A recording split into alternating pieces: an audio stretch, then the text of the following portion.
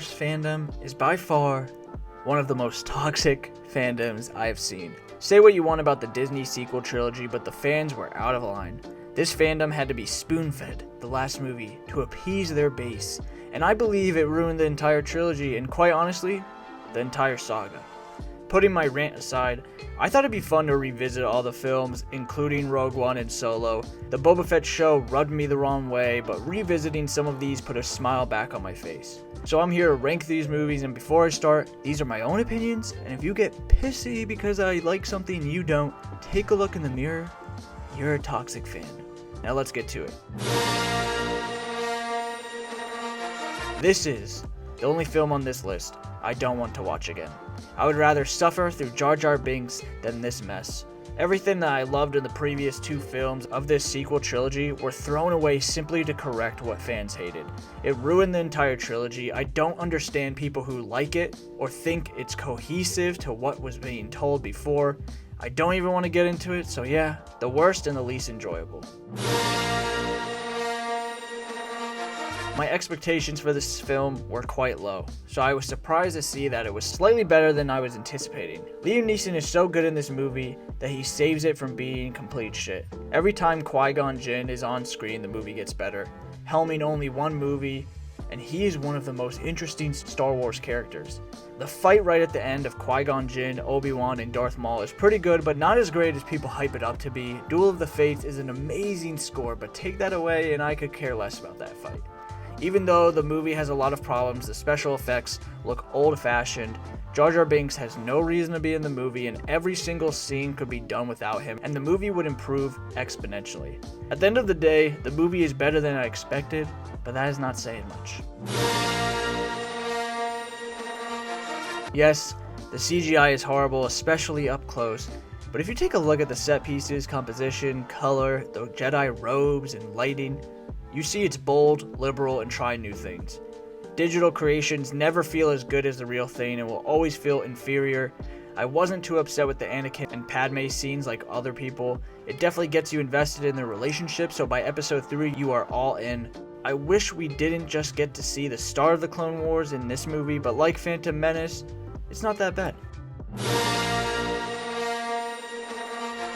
I honestly think that a Han Solo spin-off is unnecessary. We only have very little history to fill in about him, and it didn't warrant a whole movie. Along with the pre-production controversies, I did think that the creators could have made this necessary, but unfortunately they didn't succeed.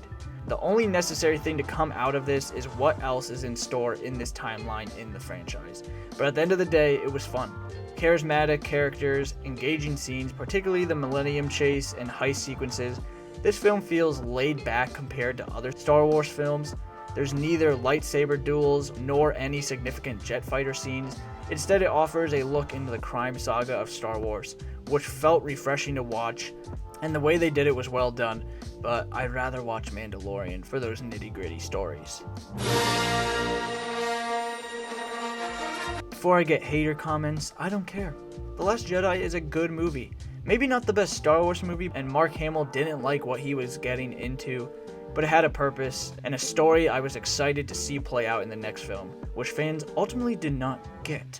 Fuck you Disney and fuck you fans who were pissy about this.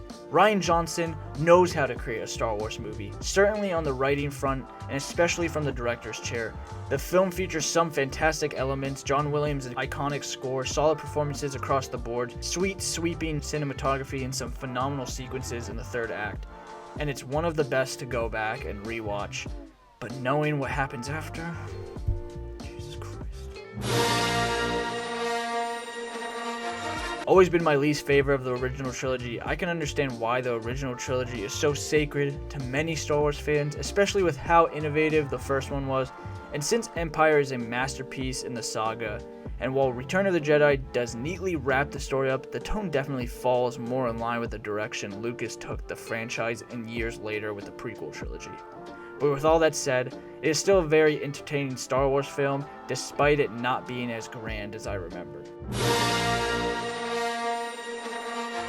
I think the reason this falls at 5, even though I think Last Jedi is a tiny bit better, is because of the opening night. That hype building up to this release was magnetic. The release of every trailer was thrilling. J.J. Abrams gave the first word that would be said in the movie and everyone freaked out. Waiting in line opening night with my friends was a memorable experience and it was such a beauty to behold. Now that I'm older, I see the knockoff of the New Hope that it is, but it still is such a fun ride. Seeing this world 30 years in the future and getting all these characters was exciting and it brought me back into that world. Sadly, Disney ruined it. This was the biggest surprise for me while rewatching all the movies. I remember disliking Rogue One quite a bit except for the badass Darth Vader scene, but this time around, after finishing the Skywalker saga, this was like a breath of fresh air. Rogue One is a dirty and dark war film in the Star Wars universe. The mercenary and galactic battles are among the best the franchise has ever produced in terms of action. It doesn't particularly bother me that the characters don't have too much depth and are not as well developed like the other Star Wars films. They don't have to be because it's a classic men on a mission flick in which the mission is in the foreground. I was content rewatching this and I wish we were treated to more inside looks into the nitty-gritty war heroes that helped the rebellion instead of the focus on solo or sequel trilogies. And my god, that Darth Vader scene though.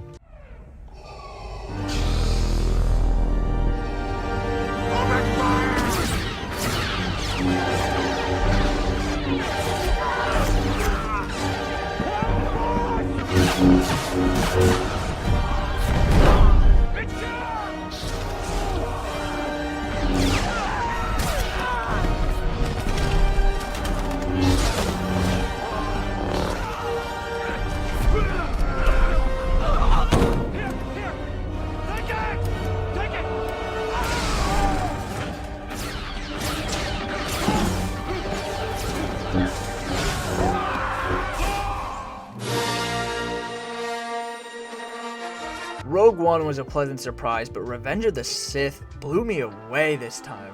I recall hating the long play on politics scenes as a kid, but watching this as an adult put things into perspective. This is one of the most enthralling Star Wars films ever made. I mean it when I say that the third act to this movie is one of the best third acts I've seen in my life. Even better than Endgame. I said it. The story that leads to Darth Vader's creation in this prequel trilogy is encapsulating.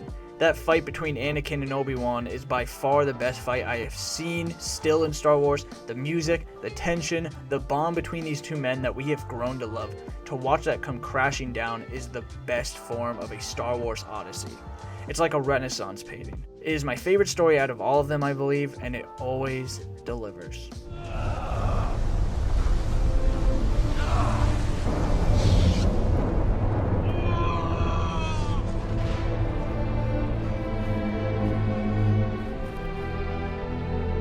The chosen one! It was said that you would destroy the Sith, not join them!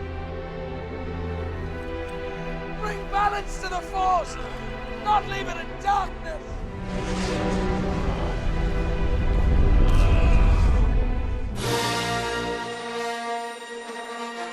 It amazes me how well the original movies hold up. Timeless and unforgettable, forever iconic and masterful. This is a film that kickstarted the biggest franchise in the world that inspired millions. A simplistic film about rescuing a princess and destroying the Galactic Empire. The visuals, effects, and production design is very impressive even for today's standards. For sure this movie was ahead of its time when it released in 1977, and today, the movie still has aged well over the near 50 years' time. Not a lot of movies have aged well, but I can see A New Hope and Empire Strikes Back, Return of a Jedi, to age on for generations to come. This remains such an immense joy to watch. Now, what did you expect? The Empire Strikes Back remains a monumental piece of entertainment, a grand experience of high adventure, as reflective and mysterious as it is wholly thrilling. The high points of The Empire Strikes Back are undoubtedly some of the best moments in the entire Star Wars saga. The epic battle for Hoth and the face-off between Darth Vader and Luke Skywalker on Bespin are genuinely brilliant, with the latter largely thanks to one misremembered line containing the most stunning revelation in popular cinema history. I wish I could go back in time and witness the reaction of when Darth Vader reveals he is Luke's father. At this point, we care very deeply about our heroes, and seeing them in such dark peril as they are in The Empire Strikes Back makes for completely thrilling and unforgettable cinema, and that cliffhanger of an ending is still one of the very greatest of all time. If you've seen Star Wars, then you knew this would be number one, because Empire Strikes Back is the best Star Wars movie. He told me you killed him. No. I am your father. No. It's not true. That's impossible! Search your feelings. You know it to be true.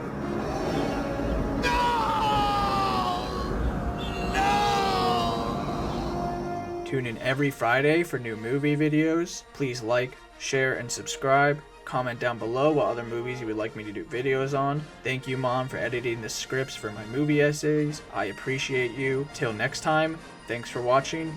Catch you on the flip side.